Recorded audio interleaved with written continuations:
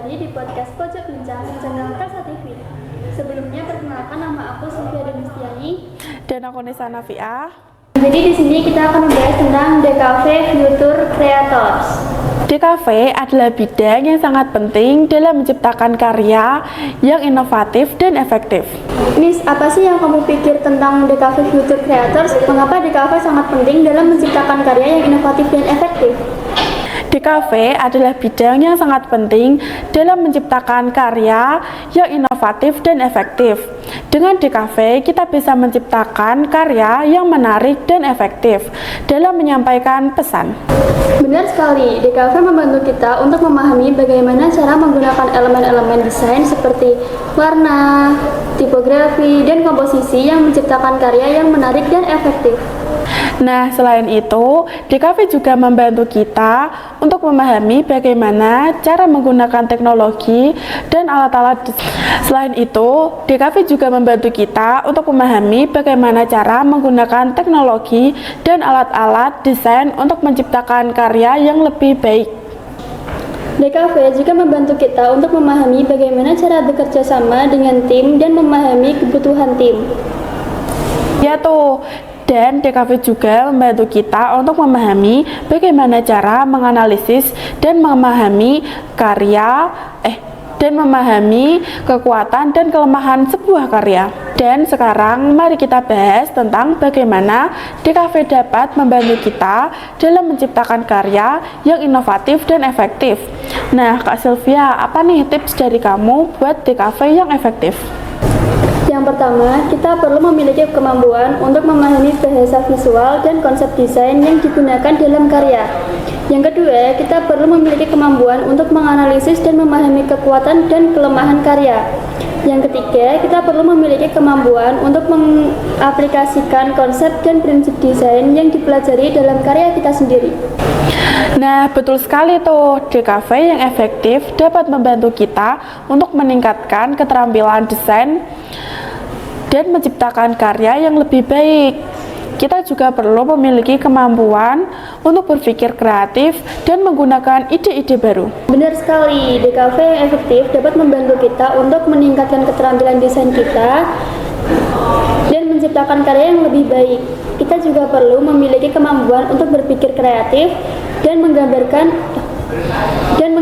ide-ide baru. Selain itu, kita juga perlu memiliki kemampuan untuk bekerja sama dengan tim dan memahami kebutuhan tim. Yap, benar banget tuh. Dan kita juga perlu memiliki kemampuan untuk menggunakan teknologi dan alat-alat desain untuk menciptakan karya yang lebih baik.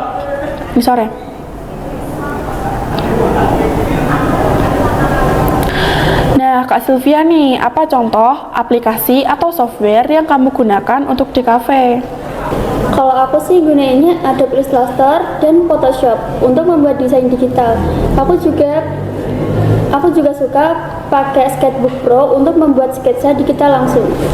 Nah, betul banget tuh. Adobe Illustrator dan Photoshop adalah dua software yang sangat populer di kalangan desain grafis.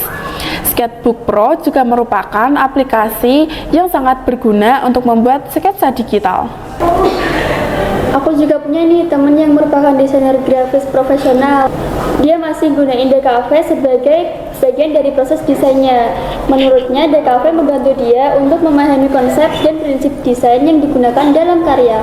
Nah, benar banget tuh, DKV dapat membantu kita untuk memahami konsep dan prinsip desain yang digunakan dalam karya. Aku juga punya pengalaman yang sama dalam menggunakan DKV dan menciptakan karya yang inovatif. Nah, aku mau tanya nih sama Kak Nisa, DKV itu apa sih dan gimana cara kerjanya?